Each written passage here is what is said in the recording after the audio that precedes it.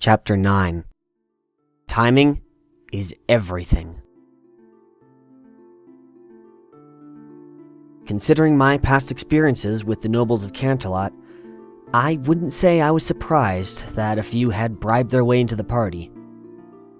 I think they believed it was some kind of really important social event that only the people with the highest authority or status could enter. They were only there to try to get close to royalty or higher nobles, and boy were they surprised when Celestia or Luna personally escorted them out of the party and dumped them outside of the castle grounds. Granted, they only really noticed them when one screamed in disgust at the sight of me and demanded to know why I was at the gathering, and I took immense satisfaction in seeing the shock on their face when she figured out what the event actually was. When the first noble had been caught, Wasp and Zeri flew down onto my shoulder as small flies and asked if I was okay. It did hurt my feelings at first, but I knew not to take any of them seriously, and so did the princesses. All worlds have their positives and negatives. Snobs and demons bring this world's negatives. I didn't let that little incident distract me from having a good time. This was the first birthday party I really ever had. Any other birthday party I had previously was just me and my sister sharing a cupcake we managed to buy and giving each other small gifts like a little toy or something. But there's one gift that my sister had given me that I still had with me.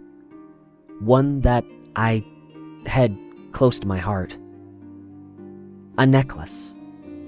Made of a black wire and a silver medallion in the shape of a swirling sun.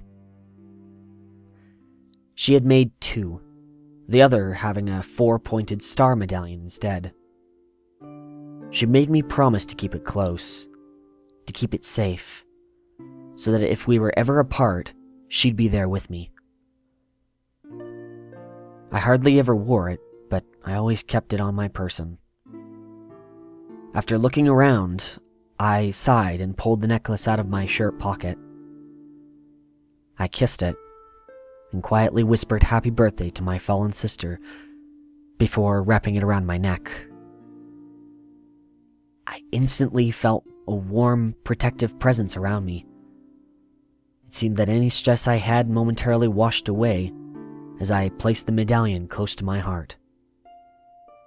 It was a welcomed sensation, one that surprised me but kept me calm for the next minute or two, until eventually this stress came back.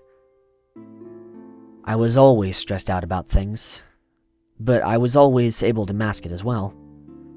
Most of the time I was able to fool Celestia and avoid talking about it with her, but Luna could never be fooled by my metaphorical mask. She would either pry it out of me or go into my dreams to find out for herself.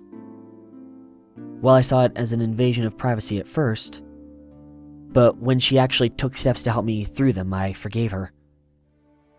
I can't stop her. She does it out of love, and these ponies seem to have very different rules when it comes to privacy and personal space. When I was about to reach for a cupcake, I felt someone tap my shoulder. I looked back to see Celestia and Luna standing behind me with smiles on their faces, telling me it was time for some birthday cake. This managed to give me a small smile as I followed the two over to a large table where a large rectangular box lay. The sisters used their magic to lift the box to reveal a huge chocolate cake with 15 candles lined up at the front with the words "Happy Birthday" symbol written in orange-flavored icing. The cake seemed to be big enough so that everyone was able to have a slice. The two sisters gave me a hug as they all sang happy birthday to me. I'll admit, a tear managed to roll down my cheek at that moment. For the first time in my life, I was surrounded by people who cared about me, that wanted me to be there, celebrating the day of my birth. It was almost too much.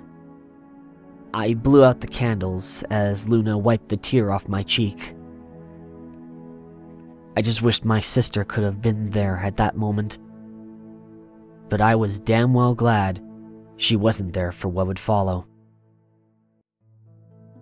After everyone had their cake, it was time to open the gifts.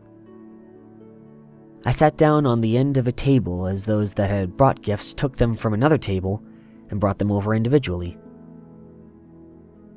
One was a gift from Rarity.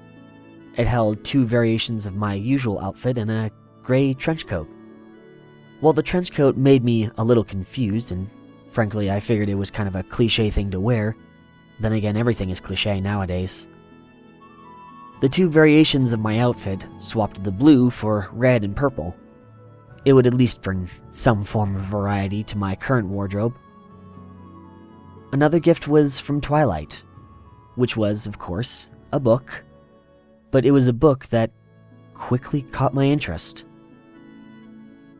Another was from Fluttershy. In a small box, a fluffy white spider with a red ring on its abdomen looked up at me with curiosity. A lot of the ponies backed away slightly as it crawled out and reached the end of the table, looking at me expectantly. I was no stranger to coming across large spiders before. I've encountered many on Earth. Plus, I found spiders interesting. I looked at Fluttershy, who nodded with a smile.